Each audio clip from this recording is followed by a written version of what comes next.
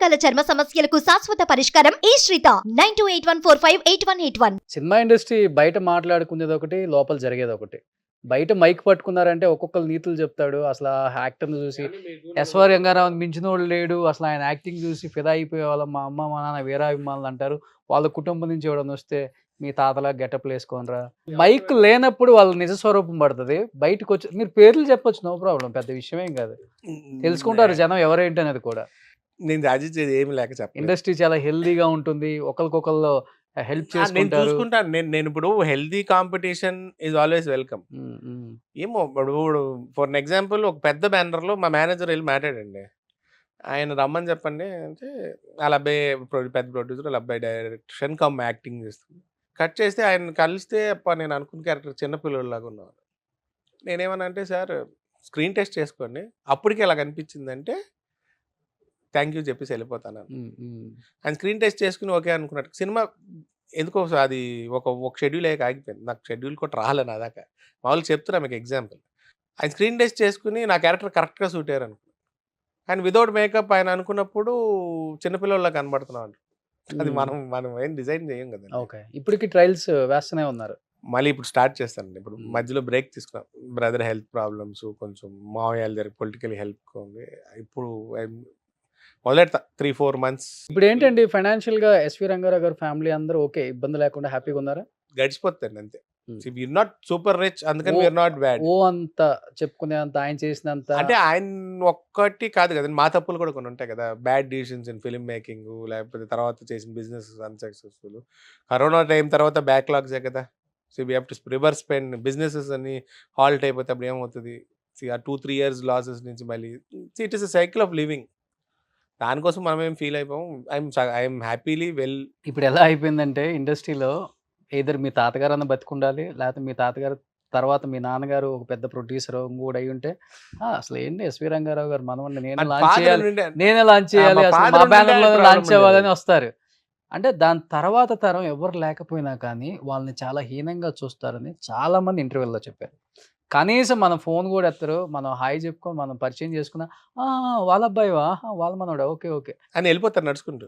చాలాసార్లు పడ్డా. అవును నేను విన్నా చాలాసార్లు పడ్డాను ఇలాంటి వాళ్ళు మాట్లాడేది. ఇప్పుడు ఫర్ ఎగ్జాంపుల్ అదే ఇప్పుడు బాలకృష్ణ గారు అండి, గుర్తు పెట్టుకుని ఫోన్ చేసి 100 వాళ్ళు ఎన్టీ రామారావు 100 రావాలని గొడవ పెట్టాడు. నేను వచ్చినా కానీ లోపలికి వెళ్ళే పరిస్థితి లేదు. ఎందుకని? ట్రాఫిక్ జామ్ కుకట్పల్లిలో చేశారు కదా. అవునవునవును, ఆ రోజు నేను ఉన్నాను కానీ could not make it there. ఆయన చెప్తే ఆయన అందరిని తిట్టాడు, ఆయన చాలా ఇంపార్టెంట్ అని చెప్పాను కదా, మీరు ముందు నుంచి సరిగా కోఆర్డినేట్ చేయలేదని వాళ్ళందరూ ఫీల్ అయ్యారు. పర్లేదని బాలయ్య గారితో నేను చెప్తాలే ఉన్నారు. ఆయన ఎప్పుడు వెళ్ళినా బాగా రిసీవ్ చేసుకుని బాగా సమాధానం చెప్తారు అన్ని. అలా కొంతమందితో ఇష్యూ లేదు సార్. కానీ జనరల్ పాయింట్ ఆఫ్ వ్యూలో ఒక డిస్టెంట్ రిలేటివ్ అవుతాడు.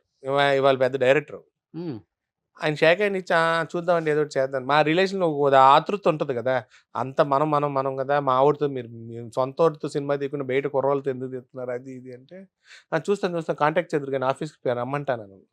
అలా ఫోన్ చేసినా కూడా ఫోన్ ఎత్తరు. వీళ్ళేదో ఆతృతంగా నంబర్ ఇస్తారు, ఫోన్ కూడా ఎత్తరు. అంటేనే అంతే అండి.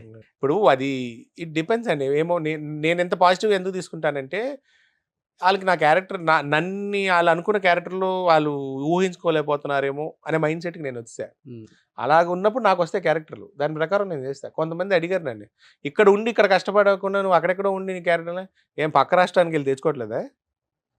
అలాగే నేను ఇక్కడ ఉంటేనే క్యారెక్టర్లు అవుతాను, మరి నేను 10 సంవత్సరాలు తిరిగినప్పుడు రాని క్యారెక్టర్ వాళ్ళు నేను ఇక్కడే ఉండి ఇక్కడే తిరుగుతాను.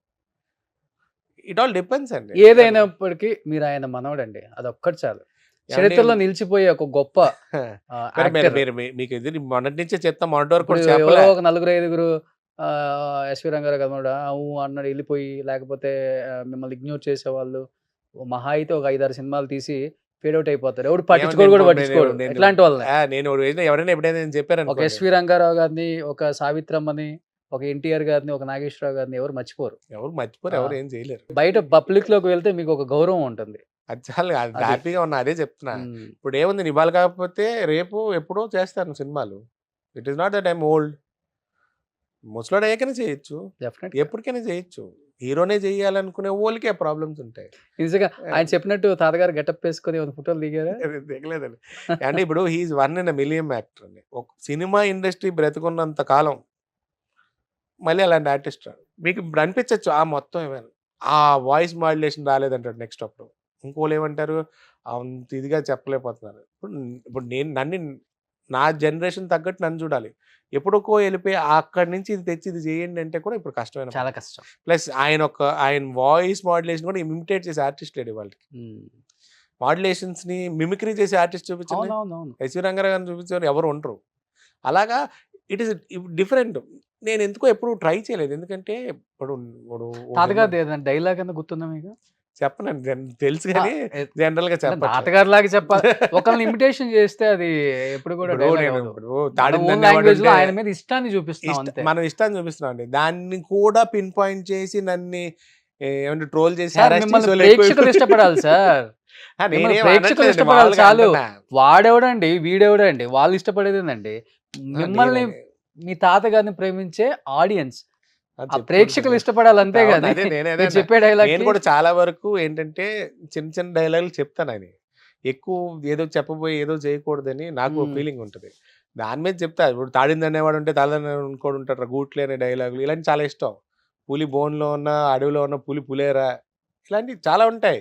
కానీ ఇప్పుడు మీరు ప్రేక్షకులు అంటున్నారు, దానికనే ఎక్కువ మంది సొంత వాళ్ళు ఉంటారు సురా, నస నస నస నస అంటారు. మనకి ఏంటంటే మనలో ఉన్న భావన చచ్చిపోతూ ఉంటుంది. దానిలోంచి మళ్ళీ బయటికి రావాలంటే మళ్ళీ ఒక యుద్ధం. సపోర్ట్ చేసినంతసేపు కొండంత బలం వస్తుందండి. అవును, వెనక నుంచి పుష్ చేస్తే. ఇప్పుడు మీకు ఇందాక అన్నారు మీ ఫాదర్ ఉండేవారు. మా ఫాదర్ ఉంటే అసలు నేను ఎప్పుడో, ఇప్పుడు మీరు అన్నారు చూసారా, వేరే రేంజ్లో ఉండేది. ఆయన కాంటాక్ట్స్ కూడా అదే రేంజ్లో ఉండేది. అంతే, మనకు ఫాదర్ ఫిగర్ లేనప్పుడు చాలా కష్టం. తర్వాత మా అన్నయ్యకి కూడా ఫుల్ కాంటాక్ట్స్. అన్నయ్య వాళ్ళ ఫ్రెండ్స్, వాళ్ళ ప్రొడ్యూసర్స్, డైరెక్టర్స్ ఉన్నారు. అతనికి ఈ ఫీల్డ్ ఇష్టం లేదు. ఈ ఫీల్డ్తో పెద్ద కాంటాక్ట్స్ పెట్టుకోలేదు. నాకు ఎవరో ఒకరు నడిపించే వాళ్ళు ఉంటే నాకు ఇంకా ఈజీ అయ్యేది. ఇప్పుడు నేనే ప్రొడక్షన్ చూసుకుని, నేనే యాక్టింగ్ చేసుకుని, ఆ డైరెక్టర్ గొడవ, ఈ కెమెరామ్యాన్ గొడవ, వీళ్ళు కొట్టుకుంటే సెటిల్మెంట్, మనం ఎలా ఎక్స్ప్రెసివ్గా ఉండగలం? ఆ రోజుల్లో నడిచిపోయింది. గాడ్ ఫాదర్ లేకపోయినా కానీ గాడ్ ఫాదర్ ఉంటే, ఇప్పుడు గాడ్ ఫాదర్ తాతయ్య ఉండడం ఎంత అడ్వాంటేజ్ అండి. తాతయ్య రాంగ్ టైంలో చనిపోవడం, ఫాదర్ రాంగ్ టైం చనిపోవడం అంత పెద్ద డిసడ్వాంటేజ్. పుష్ చేయడానికి అంటే ఇప్పుడు ఏదేదో వాళ్ళు పుష్ చేస్తే నేను ఏదో అయిపోవాలని కాదు, నా హార్డ్ వర్క్ మీద అవ్వాలని నా కోరిక. కానీ అది that is a different advantage. ఇప్పుడు ఉంది, కానీ అది మీకు ఈ రెసిపీ క్వైట్ అవ్వట్లా. ఇప్పుడు చెప్తారా, మా దగ్గరకు వస్తే నేను ఎందుకు చేయించినాను తెలియపోతే. సుమన్ టీవీలో మీ పర్సనల్ అండ్ బిజినెస్ ప్రమోషన్స్ కోసం కింది నెంబర్కి కాంటాక్ట్ చేయండి.